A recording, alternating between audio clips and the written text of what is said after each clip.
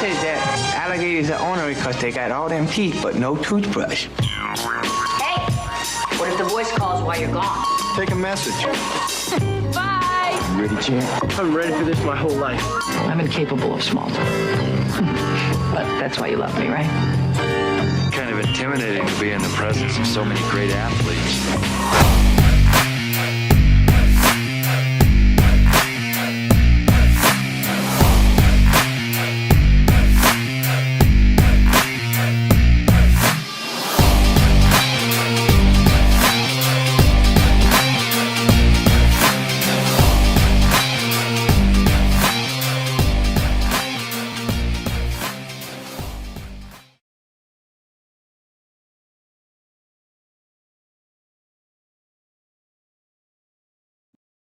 Programs are underway, and Edgar Thompson is our special guest. He'll be along in just a second with me as soon as I figure out why I have this picture on my screen, which we'll do right now. Hope your day went well. It was an interesting day around here. We're going to talk tonight with Edgar, who, by the way, is one of the finest beat reporters anywhere.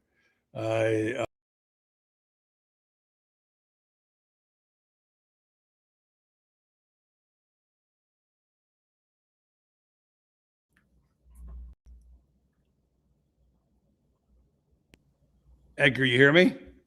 I can. I didn't hear Okay. you were saying nice things about me. Yeah, I was saying nice things about you, and I meant them too. And we got the wrong pictures up, but for right now, we can talk over them. I wanted to say you're doing some of the finest work around here of anybody, and your beat reporting is without peer. So I just want to say that, and say I hope your days went well down in Tampa. I'm sure they did. A lot of stuff to talk about, and I want to get around to that in a second. But one of the things I wanted to talk about was the incredible amount of money that they found now with these patches on these jerseys. I know you've been following it. What happened today, and it's incredible what's going on there with Ohio State and Notre Dame. Can you talk about that a little bit, Edgar? Yeah, I'm waiting to hear. It's funny you bring that up because I was thinking about that this morning. Like, what's Florida doing? Because they're doing something. At some point, we'll know. Yeah. But yeah, look, man, it's just bigger and bigger and bigger business. Yes. And when you're hearing Mensa's getting what, maybe 7 or 8. Yeah. Arch Manning certainly is in that neighborhood. We talked to him the other day. It's where we're at, and they need to pay for it. So they're going to sell not only their souls, but any piece of real estate, whether that's on a kid's jersey, on the field of play, signage. Signage has always been a thing, but it's just, you got to find ways to pay for this stuff. I don't, it's capitalism, man. And yeah, it really is. Notre Dame, Ohio State, you got a lot to sell at Notre Dame and Ohio State right now.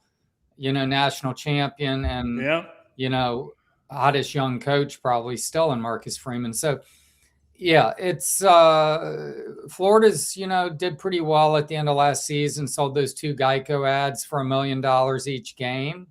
Mm-hmm. And I'm sure they have a lot of stuff in the works.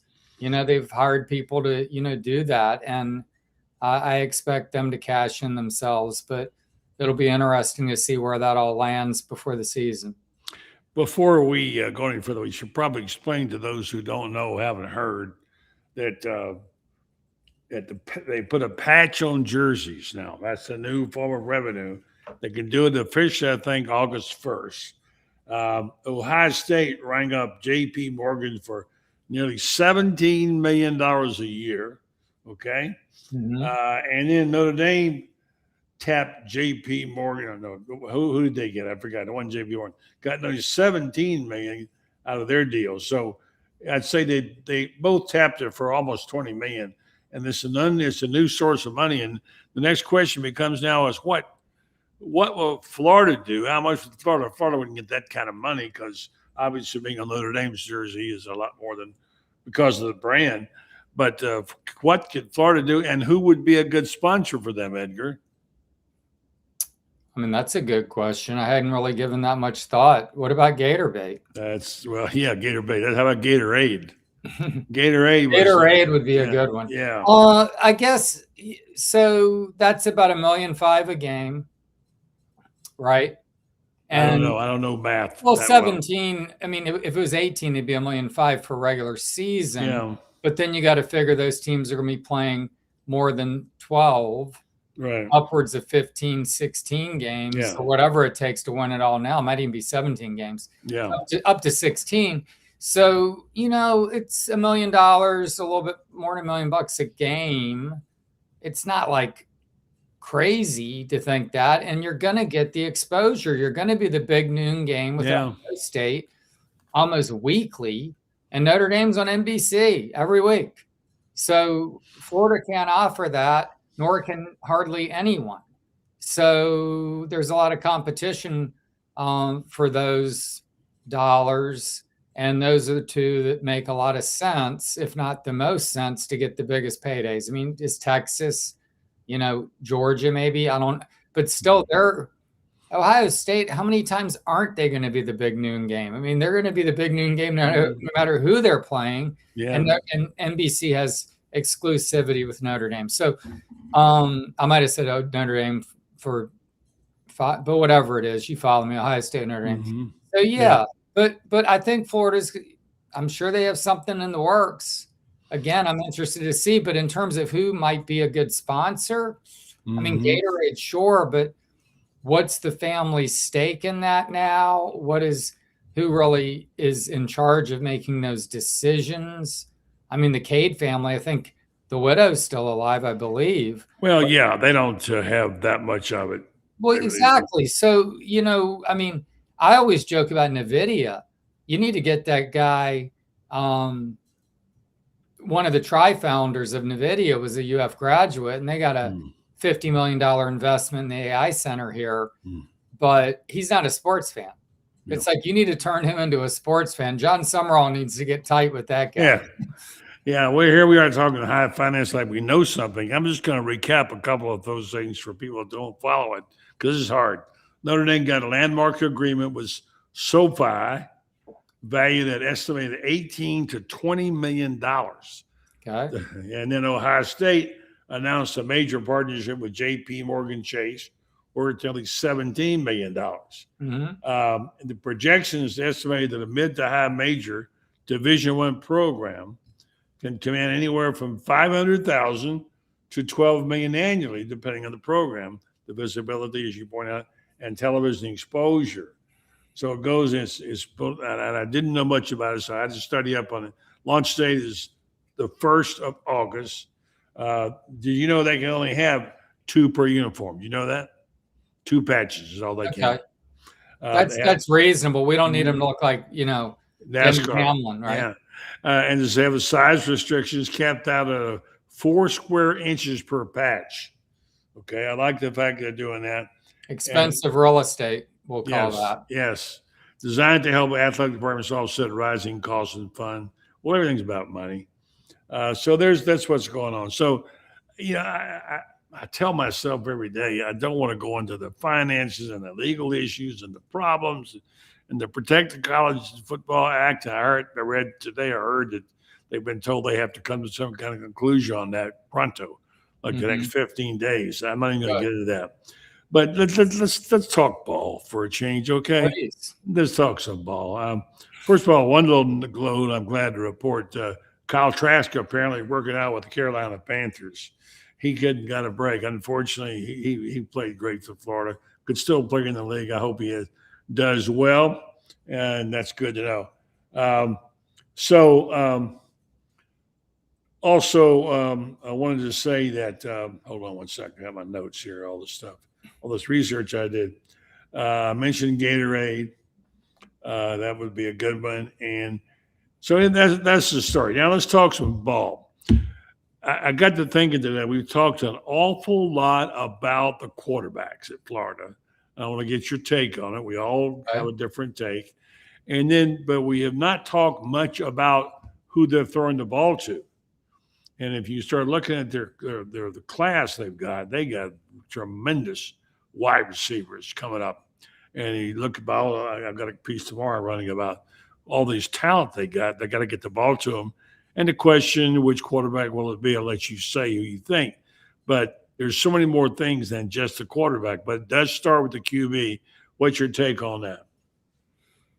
Well, I mean, Aaron Philo followed Buster Faulkner here for a reason. Mm-hmm. And so he's the guy to beat. I'm not saying he can't get beaten out. And I'm also not saying that if he does, John Summerall's wedded to him because he's got to play well. So Tramel Jones, I thought, had a nice spring game, obviously. Philo had the couple interceptions. One was fairly sloppy. One was a pretty good play by DJ Coleman on the ball. And up to that point, he was 8-9 and moving the chains pretty well. I just think, you're in a complex system. They're all complex, but I think Faulkner is going to be doing a lot to create looks, attempting to create mismatches, and trying to get guys. He talks about covering every blade of grass, right? Mm-hmm. Billy played very confined. This guy's going to spread it and force defenses to make decisions. And you're going to need a guy who knows how to run that operation seamlessly. Yeah. And not get the kind of drive stalling mistakes that Florida became known for under Billy Napier. I mean, how many times did they just kill drives? All the time. Plays the game and, substitutions that were like late, and it was a mess. So you got to run a smooth operation. Clean football is imperative when your margin for error is going to be less than other teams, because it just is. Yeah. Florida's offensive line is a work in progress. I'm fully confident Phil Troutwine is going to find a nice combination, and they're going to be pretty solid, but they're inexperienced up front. And the quarterback has one combined start. That's Aaron Philo started one game. Tramel hasn't started a game. So they're going to be some challenges there. And aren't you going to want the guy you're most comfortable with running your operation? And we'll see if that holds. But I think Tramel's got a shot. He's going to be given a chance. But whoever it is, as you said, is going to have a lot of guys. A lot of talent around him. Oh, my Lord. Jaden Baugh, I think, conservatively is 1,800 yards from scrimmage. Yeah, we were talking about that the night about could he get his 1,000 yards. I said, hell yes, he'll get it. Yeah, but I'm talking 1,800 from scrimmage, because I understand. He can catch 30, 40, 50 balls. Well, he could. If he catches, let's say he gets 18 carries average, or let's say 20, and he catches 4 to 5 balls, that's 25 touches. Yeah. And I think he can handle it. He's working to handle it. He said last week, I'm working to handle 30 or 40 carries a game. He's working his tail off in the weight room and pushing himself to failure so he can handle the workload. And then you have Dallas Wilson, who by all accounts is fully healthy. We saw what he can do against Texas and in the spring game of 2024. We saw, or was it 25? 25. And then Vernell Brown, who I'm sure is going to find the end zone this year. He didn't last year, but very dynamic. And Eric Singleton, look at his career, 162 catches, 2,000 yards. The guy's productive, and he's familiar with this offense. At Georgia Tech, I believe he had 11 40-yard catches in 2 years. He had one at Auburn last year. So he's going to do stuff in this offense with Buster Faulkner working with him. And I'm leaving guys out. Micah Mays, and there's a bunch of them. There's a bunch of receivers. I did a piece today. It must be, my gosh, in terms of numbers, talent. And you mentioned something else earlier, which I think is very near and dear to the heart of this young woman right here. You talked about clean games and getting the right number of people on the field. And I know I can get a Yahoo from Allie about they've got a new special teams guy there too. So Allie, good evening to you. How you feeling about things in Gainesville? We're not hearing you. Yeah, she's been out. Still don't hear you. We can't hear you. Oh, there we go. How about now? Hey, there you go. It's the on-off switch. Cord was red, but also I was on mute, so that was nice. There you go. I'm feeling optimistic. I think Florida. Oh, my dog's going crazy back there. The dog is too. I think my kids they were playing at the neighbors. My older girls, I'm pretty sure they just walked through our backyard. That's my guess there. But I'm feeling optimistic. I think the staff has done all the right things this offseason. They've said all the right things. Very excited about special teams. Really hopeful we can get the correct number of men on the field. I feel like that would be a win. But yeah, overall happy, excited, optimistic, ready for the season to start. Yeah, I know you were all at Tampa. I couldn't make it down, but we had our team there, and I was both did well there. Saw your stuff, and the odd thing about it, the story that seems like it resonated most, was the one about the cell phone. No, the cell phone was just one of those rare things. It was about the getting the toe jobs. When you go in to get your toes done, right? Oh, pedicure. Well, that was from SEC Media Days. That was from the women's clinic that happened on Friday. But the story is still resonating with it, and I get those, by the way, and I love them, and they're still talking about it. I was going to ask you if you'd ever had one. Oh, absolutely! I love getting them. I get them a couple times a year. Yeah, and I tell you, I think they're fantastic. And if you ever played any ball with any run toenails, you'd know the relief you get. I noticed there was a quote today about Summerall saying, "I don't care about how it looks; I care about how it feels." And it does feel great when you get one. And I don't know, Edgar, you ever had one? Once. Yeah. Are you afraid to admit it or what? Well, no, I had one. I used to go to a manicure shop to get massages. I'd rather get a massage. This was in Albuquerque. And the girls were always like, come on. And they finally got me there. And they're just cutting off calluses and crap. I played basketball all the time. Yeah. My feet are brutal, man. I'm a Pisces. I'm supposed to be in the border. I got bad feet. Okay. So I probably should get them. But I don't, really kind of have the bank account Coach Summerall does. But if he wants, you can get a decent you can get a decent pedicure for a reasonable amount of money if you go to the right place. Then they're not extraordinary. What do you pay, Allie, when you go get one? I think it's like $45 probably. I don't even pay that Eric much. doesn't give free pedicures. Yeah. Actually, Eric doesn't love getting pedicures because the calluses on his feet, he said he just has to rebuild them when he that's what I'm saying. There. They were like cutting them off almost. It was he said it makes it hard for him to do stuff if he doesn't. So he likes them where they are. But we need the season to start. Like the fact that we're talking about a coach getting a pedicure or not, this is just telling us that we. Of course, we need football. We're all bored now, right? No, it was good though. It was good content. I liked it. Yeah, it's a little bit. I thought it was a great question. I thought it was Ginny's response was adorable. I think it's insane that it's gotten the amount of play that it has. Yeah. Love that Summerall has played along on social media. It's all in good fun, but like, dear God, give me some football. Well, let's talk about Tampa for a second. The two guys who kind of blew people away, you can take your choice. It depends who won media days. Certainly, Summerall got a lot of run, and Golding got a lot of run. And they came off as genuine and different, and a lot of people liked them. And I don't know if you can say anybody wins media days, but I don't know how Summerall could have done any better than what he did. I forget the phone thing. That was ridiculous. I mean, people made something out of it. It wasn't even a deal. But here's the deal with him. He makes a great impression. He talks to people. He's not afraid to address questions that come up. He doesn't dodge them. And he's there and he's present. And I thought he did tremendous. Now, here's the thing. If he did that good, and I think we'd have to say he had to be in the top three there, and even Saban was impressed with him. Why didn't his team wind up higher in the end in the poll. They wound up 9th at the media poll. Now, I don't know if there's anything translates to that or not, but what did you guys think about that? First of all, you, Edgar. Well, let Allie go first. I've been on here already.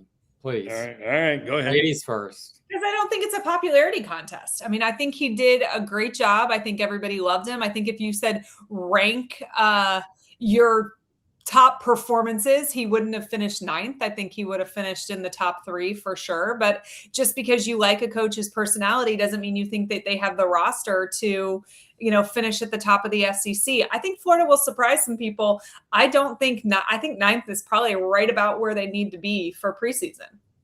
I think 9th's actually pretty good, buddy. You look at the teams in front of them. I mean, Alabama was 6th or 7th. I mean, Tennessee's 8th. I mean, that was like a little squishy. 9th in the SEC last year was 8-4. I think that's about where we. No, that's what I'm saying. I think I think 9 is respect. A lot of respect for what they did last year. They were awful last year. I mean, look, they had one good game all year until Florida State, and that was against Texas, and they were terrible. So for them to get 9th, and that's pretty good. South Carolina, I think, is 11, and they have, top end wise. If Sellers can bounce back, they get the best edge guy and one of the best receivers, Harbor, and then you got Dylan Stewart. And Missouri's 10th. Eli Drinkwitz has put together a pretty good program, and he's got the best running back in the league, maybe. I think Baugh might be better, but Athlon had a coach saying he's one of the top 5 running backs in the country. How about Hardy? So they finished ahead of some teams I could have seen, if they finished behind, it wouldn't have stunned me. So 9 is solid.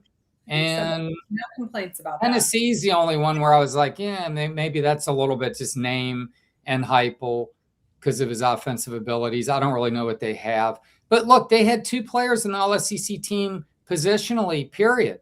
Baugh and Jaden Woods, 3rd team. That's it. So they had nothing. I was shocked Miles Graham wasn't a linebacker. I think I put him on my first team, but I have a man crush on Miles Graham. But he's at least a 2nd team linebacker probably. I was a little surprised. Bryce Thornton could have made that team. I put Singleton as maybe my 7th or 8th receiver. I think that look at his track record in this offense, particularly. I think he's going to have a huge year. So, but there's only one football, and there are a lot of good receivers in this team. So his numbers, might even out. But still, they're not getting anyone on the team at all. There was only 2 teams with 1. I wrote it all up, and Vanderbilt didn't have anyone. So, which was kind of surprising. So on any of the teams. But anyway, they talent and what happened last year. It's hard to put them much higher than 9th, man. Yeah, I don't know. I'm mixed about what happened last year. How much does that matter? It's the stigma attached to 4 and 8. Well, you brought a lot of guys back from that team, and they haven't. I know, but you hear people tell you all the time who played the game. Oh, you guys are always comparing to last year and 2 years ago. There's no comparison in the 2. I don't buy that. I think there is. Just like it does matter that Florida has to go to Auburn and play, even though people don't remember the rivalry. Florida couldn't beat Auburn there in a million years, it seems like. Yeah. But it does matter somehow in the water or something. I don't know. Not to bring up a bad memory for Miss Wilbur here, but Eric's only blocked punt of his career was there. I was at the game. Yep. And then the guy recovered it and did a somersault and got penalized. And Leak was terrible, but they won the national title. So that team overcame that. But yeah, look, that's a brutal game. I was just going through the schedule, in fact, because I'm doing stuff for our football tab. Yeah. This schedule has no let up, man. You get Campbell in week 2. They stink. They averaged 23 points or 24 points. They gave up 37. They were 2-10. After that, I'm not saying they're coin flip games because I don't think at Texas or playing Georgia and Atlanta are coin flips, but a lot of them are, mostly coin flips from there. And they could win a number of them, and they could lose a number of them. And this is a tough schedule, man. I see it differently. Allie, go ahead. I'm going to make my comments after, but when you break the schedule down, with the first 6 games, however you want to break it down, how do you see it falling? Because a lot of it depends on the development of things like the offensive line. and that's going to take a minute, So I think they'll be better at the end of the year than they were there with the running game. So, Allie, how do you break out the record? Well, if you look at Summerall's record and where he loses games historically as a head coach, it's generally early. And so I do think his teams get better as the season goes on. I think we are going to be figuring things out. When Edgar can attest, when we were with Summerall, like just the local media, he said he may not even know game one who his starter is going to be, or somebody may start game one, but that doesn't mean they start game two. And so I do think they think there's some things to figure out still. So I think it's favorable that we start with FAU and Campbell because it gives them a tiny bit of room to figure it out.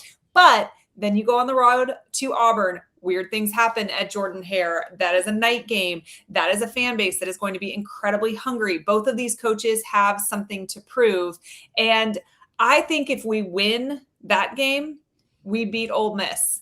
I think if we don't win that game, we have a much harder time coming home and playing Ole Miss. However, if you don't beat Auburn and Ole Miss, you got some losses coming later on down the road on that schedule, I believe. I think that the Missouri game is Florida plays terribly. 1-3 in their last 4 visits. At Missouri, it is cold. It is windy. That's generally an 11 a.m. Central Time game. It is not a place that Florida has traditionally played well. They have a losing record against Missouri since they've joined the conference. That's crazy. You have to go to Austin. You have to and I know we beat Texas last year, and then they slaughtered us the year before when we were there. That's not an easy game. Georgia is a hard game.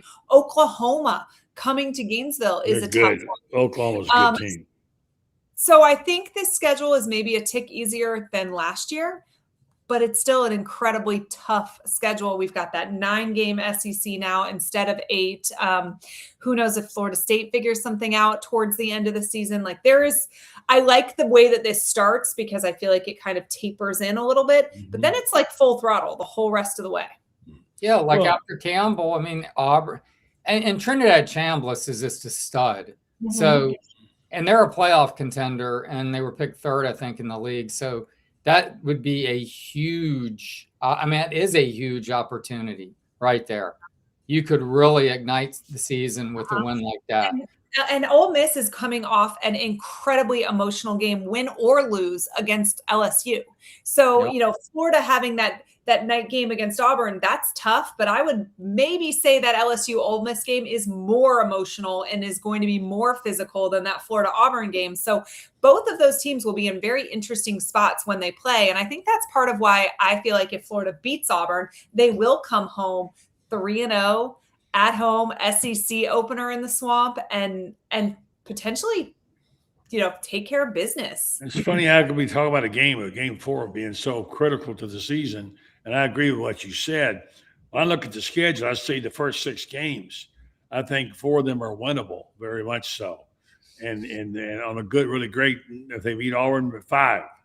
So now you got the back half of the season with 6 teams left, 3 of which you're pretty much you're going to lose to. So that puts them at 8-4, which would be a pretty darn good. Two. I don't know if Oklahoma and the Swamp. I don't know what Oklahoma's offense is going to be. Honestly, buddy. Satenya is an excellent receiver. You don't like Mateer? Mateer really struggled after the injury, and I think but he got hurt. Okay, well, we'll see. Their defense is nails, though. They had 5 guys in the second team All SEC, so preseason. Yeah, and look, guys, we haven't even brought up at Kentucky. Yep. That's going to be an emotional game for Summerall, given he played there, and they haven't won there in a while. They've gotten stomped there like 3 times last 3 visits. So, and that's going to be a night game and a dreary. Lexington, November 15th can be a really cold, ugly, dreary environment. So they got a lot of tough games, but he's building a tough team, a gritty team is his goal. And he's been doing it in the weight room. And these guys are raving about what Rusty Witt's done. They're raving about all, they definitely feel like they're going to be a tougher, a lot more, metal. And so it wouldn't surprise me if they have a very, very good season. But I'm saying it also wouldn't surprise me if they run into some snags along the way. If they slip and fall, it's going to be dangerous. There are plenty of opportunities to build momentum or lose it. I mean, that's the schedule is daunting. Yeah, Allie, if you take away some of the things from last year, and here we are, we're going to compare the last year and this year, but just the things that were killers, and that would be inability to make a stop. If they could get 2 stops a game that they didn't have last year, how much better could the defense be? And they should, because they're a better defense. And you add into that, you say, all right, what can they do a little better? Don't make the mistakes on special teams. Get the right number of players on the field. And you start adding up those mistakes and those whatever. Now you look at the program and say, if they did this, they might win 8, 9 games. You can talk yourself into it real easy because there's a lot of things that were so obvious. I know you were pulling your hair out, Allie, on the special teams. And I know DJ Lagway threw picks galore in some of their losses. He did, yes. He did. You need a quarterback who's just like taking care of the football. I mean, they lost at LSU 20-10. He had 5 picks, and one was a pick 6. I remember it well. Yeah. Well, I think they got one.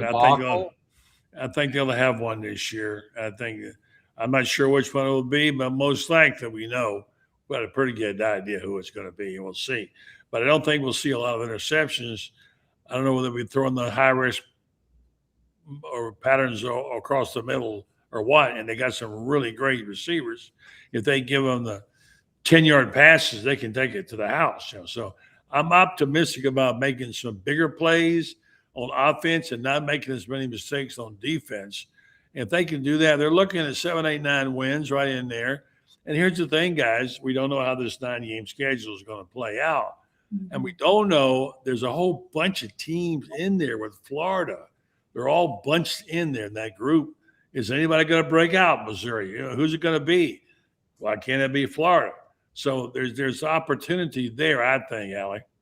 Yeah, I mean, I agree. I think this team wins at least 8 games. I think anything over 8 games is kind of icing on the cake. But if you just remove discipline errors the last couple of years, Billy Napier is probably the head coach at Florida still.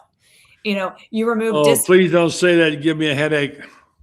I mean, Florida was very close in a lot of games. We joked. I know. I don't know how many times that we've joked that they've snatched defeat from the jaws of victory. It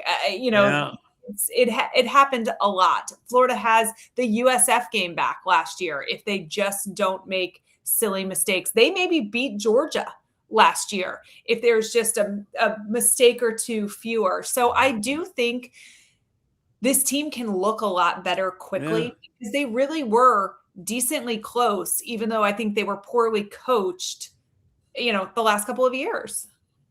The O-line last year was quite experienced, and it did get run over at Texas A&M pretty badly on the edge. I mean, Austin Barber had his worst game as a Gator that night. But so they got to get that answered. And the secondary, I do have some questions. Well, the safeties are better.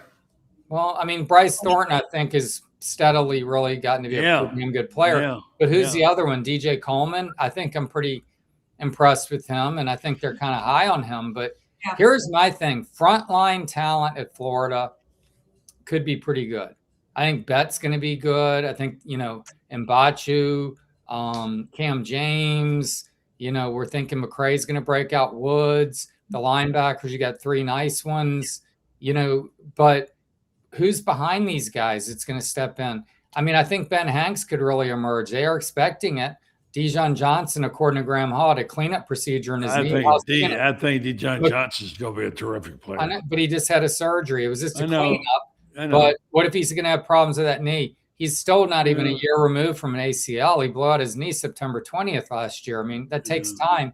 And Kermani McLean still has to play like the player we think he can be. He has all the prototypical measurables, but he hasn't put it together. Good point. Flowers came on, but I'm just saying there are questions. I'm not trying to be a wet blanket here. I'm just saying let's be realistic.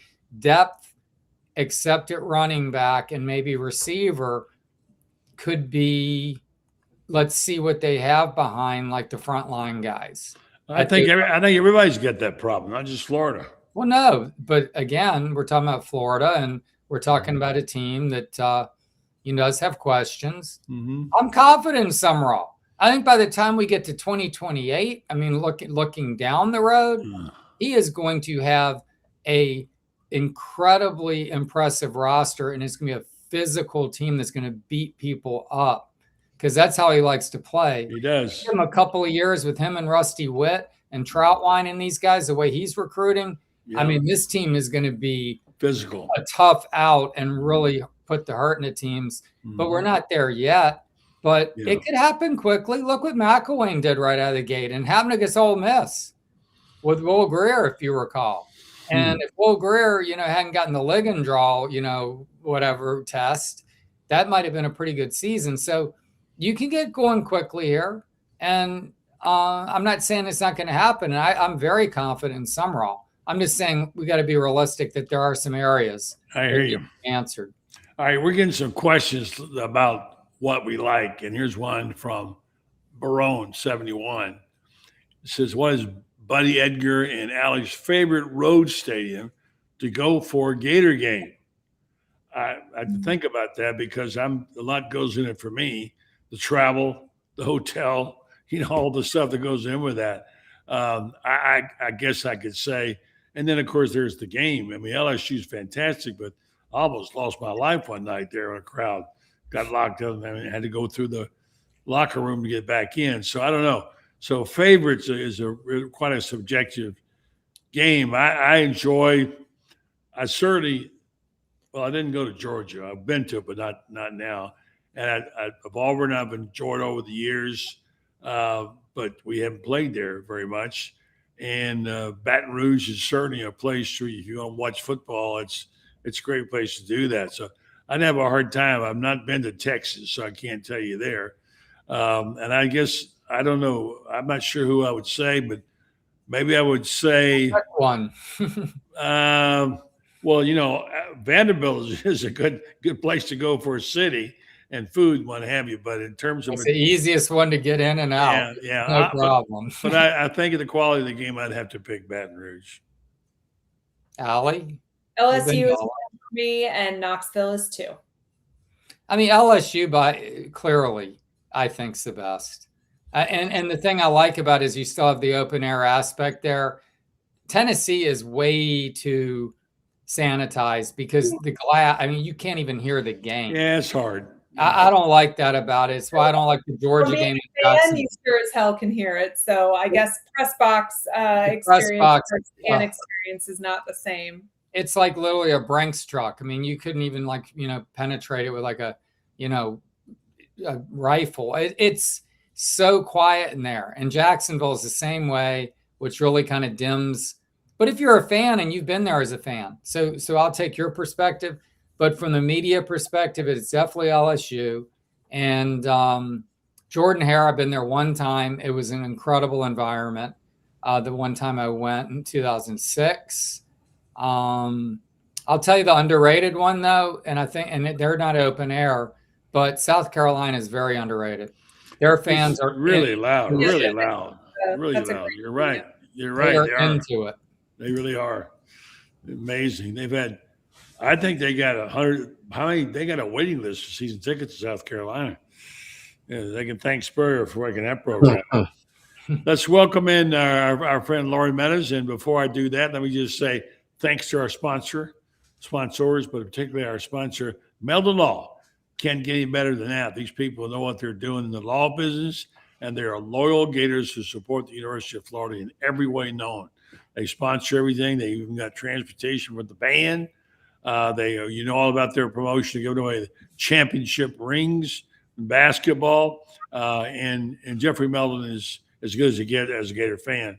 So I would encourage you, and I just was able to close up my case recently. If you have a matter you need to speak to someone about with a lawyer, call Meldon Law. They've got 4 locations to serve you in North Florida and 1 in South Florida, ever growing over 50 attorneys now.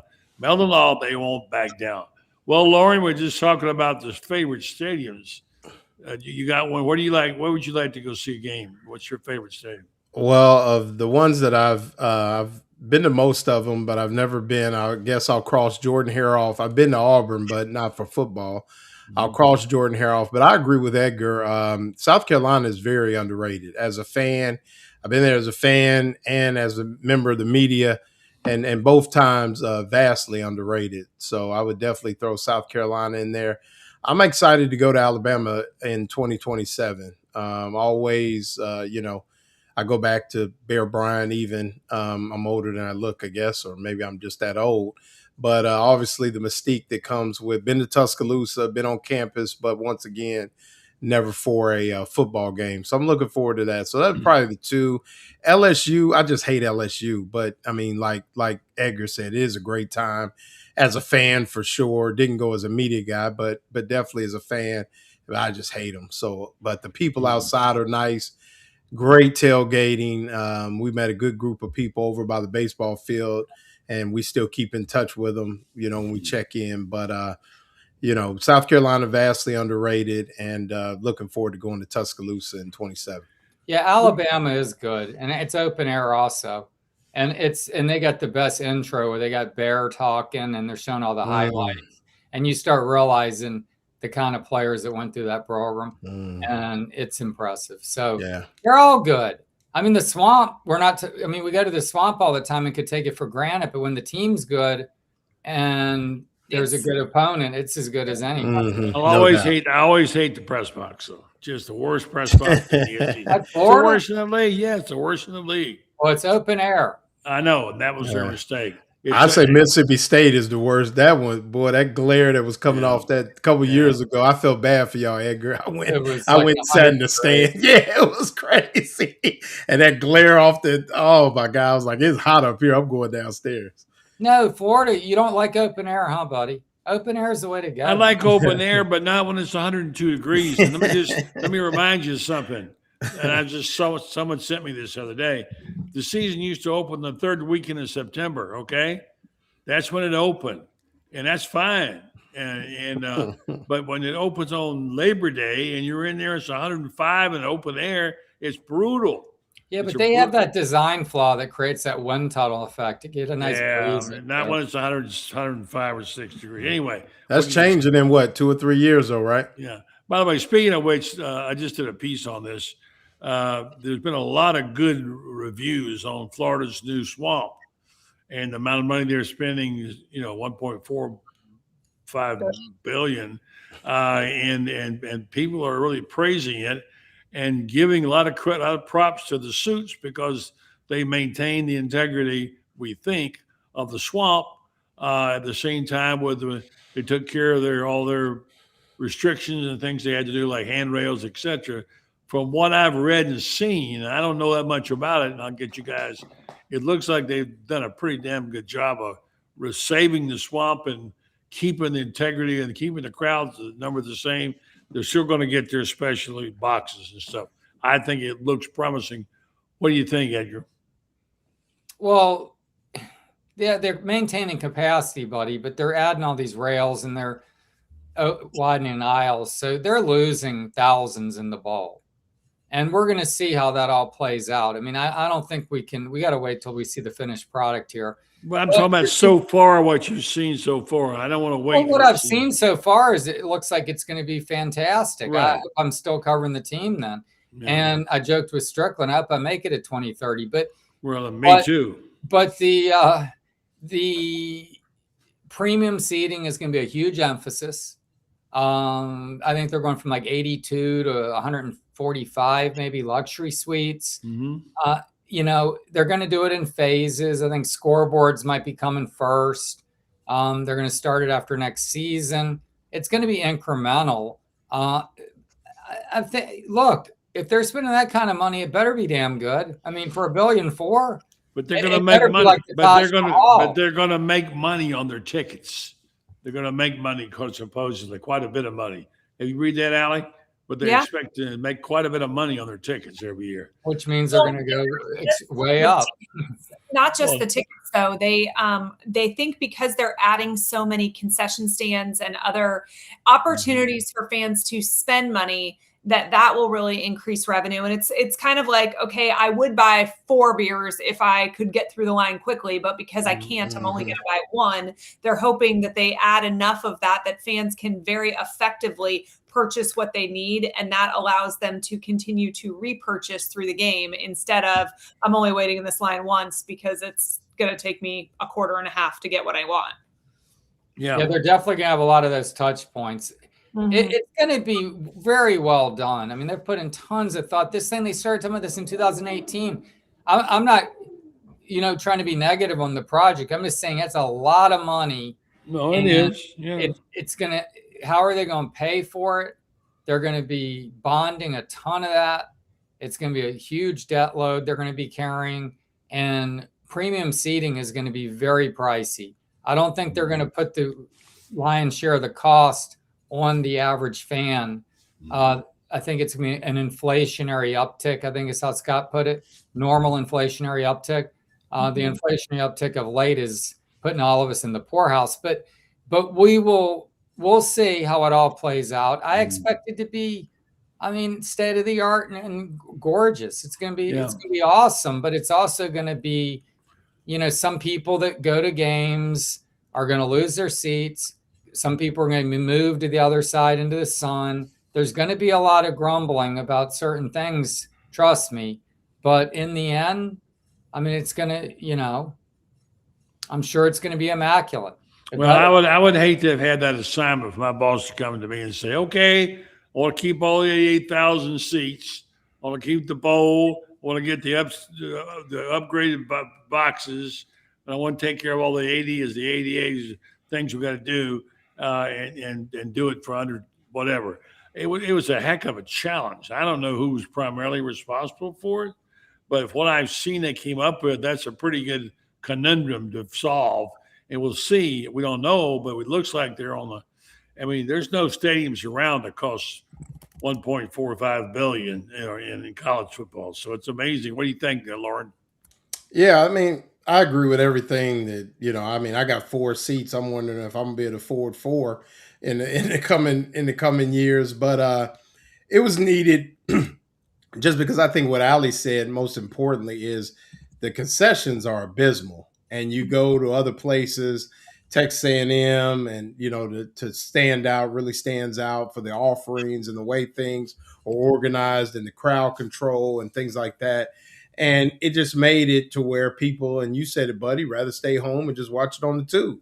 So you had to make the Swamp an appealing place for people to show up, have a good time, spend good money. There's a huge uptick on concessions when you talk about return on investment. So, I think it's something that needed to be done, particularly at a place like the University of Florida. They've renovated Ohio, for instance, you take the Horseshoe, where I'm from in Ohio. I think they've renovated the Horseshoe 4 times since the Swamp was really renovated. So, you just have some of those, you got to keep up with the Joneses in every way, and getting people in the stands and having a good time is part of it as well. Speaking of the Joneses, guys, they found new revenue. We talked about it, Edgar and I did at the beginning of the show, a new source that no one talked much about, the patches.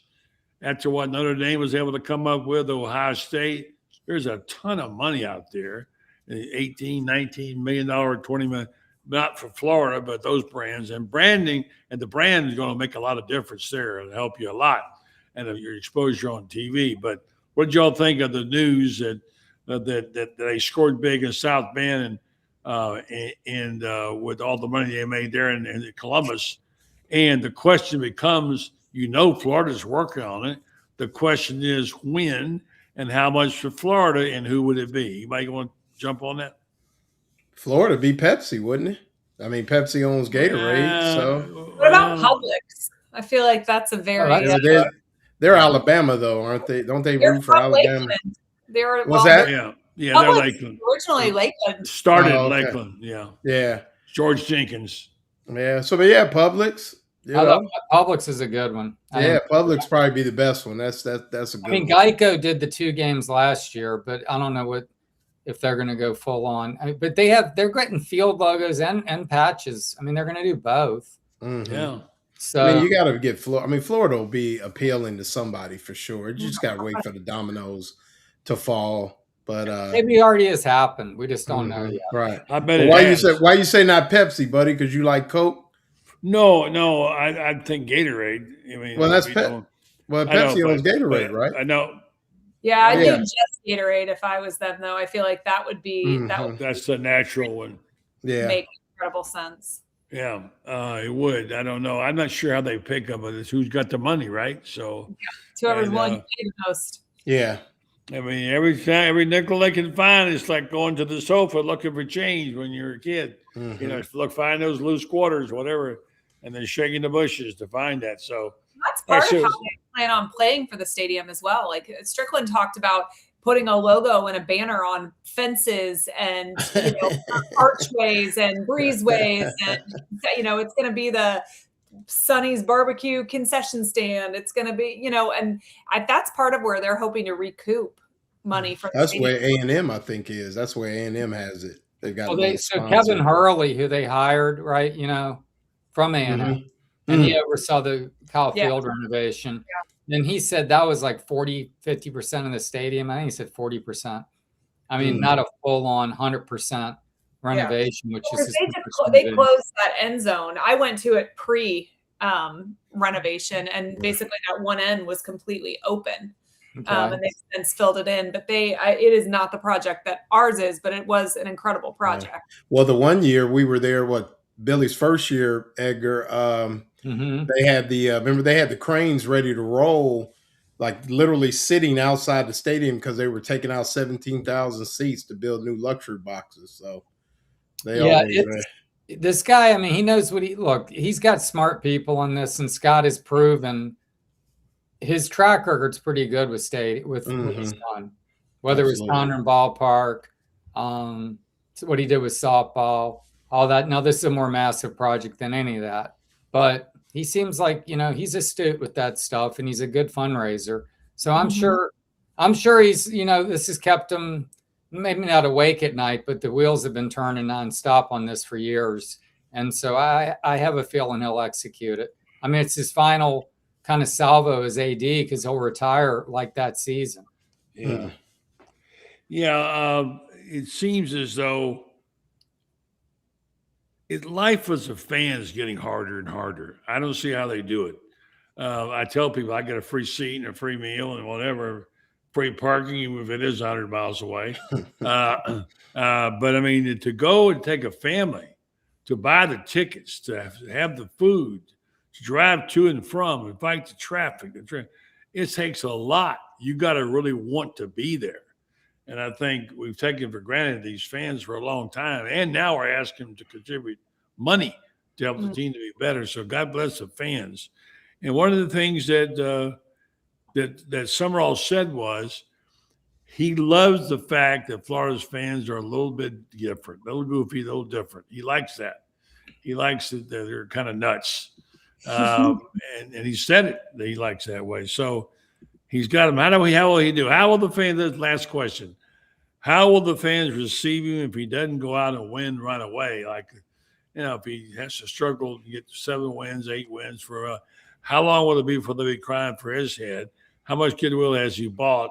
And do you think he can save the wolves off at the door? We'll go backwards. Start with Lauren, and then we'll go to Allie, and then we'll go to Edgar, and we'll close it up. Well, I think he bought himself a good year just because he's been doing a lot of good things in the community. He's outside. One of the things that we constantly talked about a year ago with Napier and some of the things that, he just needed to get out in front of people and needed to be out amongst the folks. And I think, you think about it, Billy Napier was here for 4 years. They had the Spurrier's first year coach award. He never attended.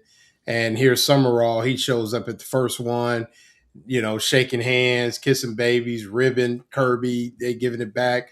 So I think he's built himself some equity. So I think as long as all 3 phases of the game look like football, where everything, when it comes to the football, they look like they put the effort in Monday through Friday, and they're fighting their tails off, I think people will say, okay, well, wait until next year when this guy's a little bit older and we get these recruits in and the transfer portal and we put a little bit more NIL money into it. I think he'll get that. So I think he's bought himself a good year, and any issues in the roster per se, I think sadly people are going to blame Billy Napier. So kind of like they did Mullen when Napier came. You kind of get that when you fill in. So I think he'll be received pretty well, and I think he'll be real impressive. I mean, that'll be the big thing. He already started proving that. Yeah. Well, yeah, but you ain't lost yet. No, man. Everybody wins at the spring game.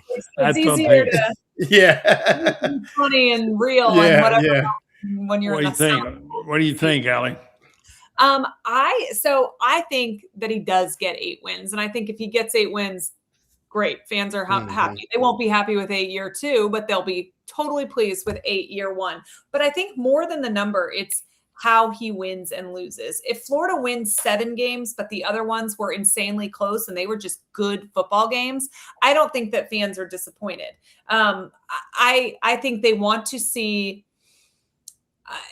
that we're not a train wreck anymore. I think they want to see that we're disciplined and that we're tough and that we're in games. And are you beating the teams you should beat? Did you go out and beat Missouri? Did you beat Kentucky? The openers were no question. Did you handle Vanderbilt at the end of the season and Florida State? If you took care of all of that business, and then you're in it with Georgia and you're in it with Texas and Oklahoma, I don't know that you have to win any of the games you're not supposed to win, as long as you look serviceable in them, look competent.